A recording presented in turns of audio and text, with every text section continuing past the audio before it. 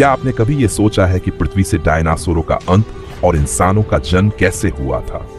एक समय में हमारी दुनिया में डायनासोर का राज था। वे वहां चलते थे जहां हम आज चल रहे हैं। इस धरती पर सांसें ली और इस धरती पर लड़ाइयां लड़ी। इन दैत्याकार बड़े विचित्र डायनासोर ने करीब 14,000 करोड़ सालों तक इस धरती पर राज किया। इन डायनासोर की हजारों प्रजातियां थी। इनमें से कुछ शाकाहारी थे तो कुछ मांसाहारी थे। कुछ डायनासोर बहुत ही शांत स्वभाव के थे तो कुछ डायनासोर बहुत ही हिंसक और खतरनाक थे। डायनासोर उस समय के सबसे सफल जीव थे। लेकिन अचानक ऐसा क्या हुआ? आखिर ऐसी कौन सी घटना थी जिससे डायनासोर का नामो निशान मिट गया? आज के इस आर्टिकल में मैं आपको इसके बारे में बताने जा रहा हूं, लेकिन इसके लिए हमें करोड़ों साल पीछे जाना होगा और डायनासोर के उस अंतिम दिन के बारे में गहराई से जानना होगा। तो चलिए चलते हैं आज से करीब 7 करोड़ साल पीछे और जानते हैं कैसे हुआ डायनासोर का अंत। आज से करीब 7 करोड़ साल पहले धरती पर मौसम सामान्य था।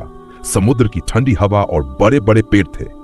चारों तरफ डायनासोर के चिल्लाने और चीखने की आवाजें थी जब डायनासोर की सारी प्रजाति धरती पर बड़े आनंद से अपना जीवन गुजार रहे थे। तब 10 करोड़ साल पहले ही इनकी किस्मत लिखी जा चुकी थी। 10 करोड़ साल पहले एक छोटा सा एस्टेरॉयड का टुकड़ा जो सुदूर अंतरिक्ष से आ रहा था और वह पृथ्वी से लगभग 20 करोड़ मील दूर मंगल और बृहस्पति ग्रह के बीच बने क्षुद्र ग्रह में घूम रहे एक बड़े एस्टेरॉयड से टकराता है। इस टकराव से उस बड़े एस्टेरॉयड की दिशा बदल जाती है और वह क्षुद्र ग्रह से निकलकर सीधे पृथ्वी की और 22,000 मील घंटे की स्पीड से बढ़ने लगता है।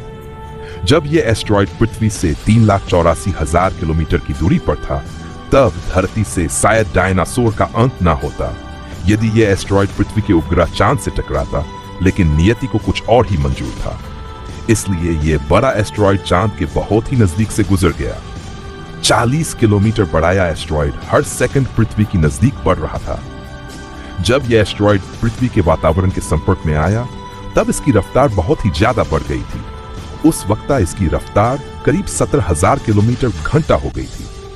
पृथ्वी के वातावरण में घुसते ही घर्षण के कारण एक भयानक आग के गोले में वो एस्टेरॉयड बदल गया। इसकी रफ्तार इतनी ज्यादा थी कि सिर्फ 4 मिनट में अटलांटिक महासागर को पार कर लिया। कुछ ही क्षण में यह एस्टेरॉयड मेक्सिको की खाड़ी के पास जमीन से टकराता है और लगभग 35,000 डिग्री सेल्सियस की ऊर्जा वाला एक भयानक विस्फोट होता है। इस टकराव का विस्फोट लगभग 10 हाइड्रोजन बम के विस्फोट के बराबर था। यह विस्फोट इतना शक्तिशाली था कि इसके टकराते ही धरती की लाखों टन धातु अंतरिक्ष में चली गई। टकराव वाली जगह पर करीब 180 किलोमीटर चौड़ा और 20 किलोमीटर गहरा गड्ढा पद गया। 16 मिनट 40 सेकंड बाद इस टकराव की वजह से धरती के अंदर चारों ओर बहुत ही बड़े भूकंप आने लगे।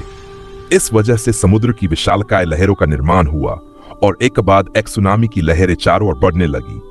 भूकंप के कारण धरती पर मौजूद सभी सक्रिय ज्वालामुखी बाहर निकल गए, जिसकी वजह से हर जगह पर डायनासोर और कई सारे जीवों का विनाश शुरू हो गया। विस्फोट के 40 मिनट बाद पृथ्वी का वातावरण 100 डिग्री से भी बढ़ गया, जिसमें पेड़, पौधों, वनस्पति सहित सारे जीव खत्म हो गए। विस्फोट के 90 मिनट बाद तापमान 200 डिग्री के ऊपर चला गया, जिसकी वजह से जो डायनासोर या अन्य जीव विस्फोट के इलाके से हजारों मील दूर थे, वो भी इस गर्मी से बच नहीं पाए। धरती के महाविनाश की प्रक्रिया आरंभ हो चुकी थी।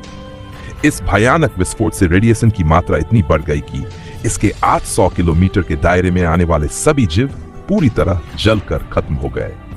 लगभग 7 करोड़ साल पहले पृथ्वी पर 10 किलोमीटर व्यास वाला छोटा तारा गिरने पर पृथ्वी पर डायनासोर का खात्मा हो गया था। अब आपके मन में सवाल आ रहा होगा कि उड़ने वाले डायनासोर तो उड़कर बच निकले होंगे, तो वो कैसे खत्म हुए?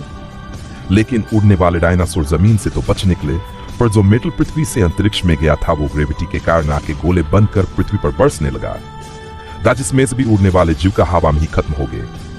इसका कारण यह था कि इस महाप्रलय की वजह से धरती पर सभी मात्रा में वनस्पति और जीव नष्ट हो चुके थे, जिनकी वजह से ये बड़े जानवर अपना पेट नहीं भर सकते थे और डायनासोर का काल खत्म हो गया। अगर डायनासोर का खात्मा नहीं हुआ होता तो क्या होता? आज पृथ्वी पर जीवन कैसा होता?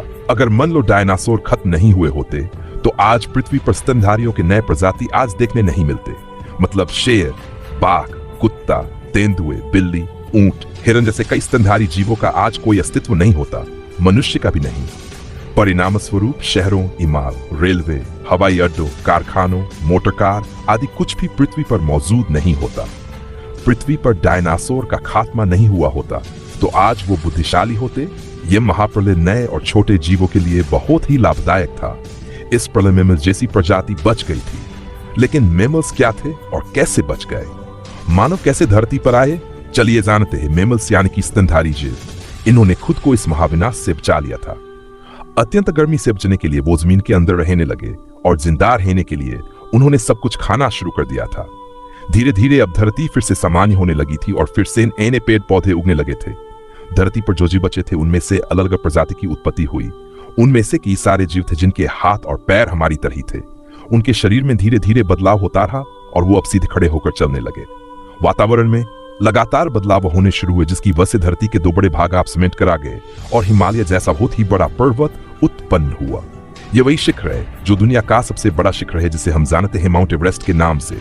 इस पर्वतमाला की वजह से मौसम का पैटर्न बदलने लगा जिसके चलते पृथ्वी ठंडी होने लगी और इसमें गिरने वाला और आगे चलकर कई सारी नदियों के निर्माण का कारण बना।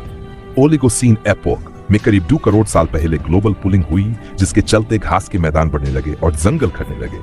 तब ऐसे जानवर विकसित हुए जो खुले मैदान में रहने योग्य थे और इनमें दूसरे जानवर को खाने वाले जीव भी मौजूद। धरती पर मनुष्य का आगमन, होमोसेपियंस का उद्भव। मनुष्य का विकास लगभग 2 लाख साल पहले अफ्रीका में हुआ। नए स्थानों की खोज, जलवायु परिवर्तन और भोजन की आवश्यकता ने उन्हें नए स्थानों पर जाने के लिए प्रेरित किया। लगभग 70,000 साल पहले मनुष्य अफ्रीका से बाहर निकले। 50,000 साल पहले उन्होंने एशिया, यूरोप और ऑस्ट्रेलिया तक अपनी पहुंच बनाई। 20,000 साल पहले वे अमेरिका पहुंचे। प्रारंभिक जीवन और सामाजिक संगठन, शिकार और संग्रहण। शुरुआती मानव शिकारी और संग्रहकर्ता थे। जंगली जानवरों का शिकार, फल, जड़ी बूटियां और जड़ें इकट्ठा करना। झुंड में रहना, सुरक्षा और भोजन की खोज में समूह बनाकर रहना। भाषा का विकास, इशारों और आवाजों के माध्यम से संवाद। गुफा जीवन, गुफाओं में रहना जहां उन्हें जंगली जानवरों से सुरक्षा मिलती थी। गुफाओं की दीवारों पर चित्र बनाकर अपनी कहानी बताना। आग का आविष्कार और उपयोग। आग का आविष्कार लगभग 1 लाख साल पहले मानव ने आग को नियंत्रित करना सीखा। आग का महत्व, खाना पकाना, ठंड से बचाव, जंगली जानवरों से सुरक्षा, अंधेरे में रोशनी।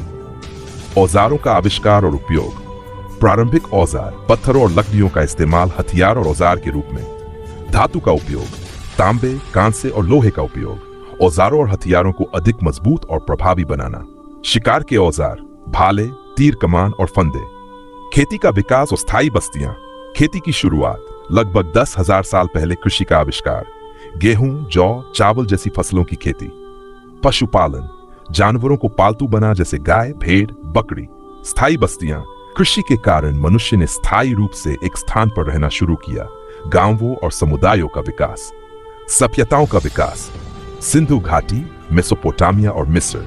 सभ्यताओं का विकास नदियों के किनारे। योजना बनाकर बनाए गए शहर। 5,000 साल पहले लिपियों का विकास। व्यापार, कर और कानूनों को दर्ज करने के लिए लेखन। धर्म और संस्कृति, देवी देवताओं की पूजा, धार्मिक अनुष्ठानों का विकास। विज्ञान और प्रौद्योगिकी का विकास। पहिया और गाड़ी, परिवहन के लिए पहिए का आविष्कार। माल और लोगों को ले जाने के लिए गाड़ियों का उपयोग। कपड़ों का निर्माण, कपास और ऊन से कपड़े बनाना। इमारतों का निर्माण, मिट्टी, ईंट और पत्थरों से घर बनाना। व्यापार और संचार का विकास।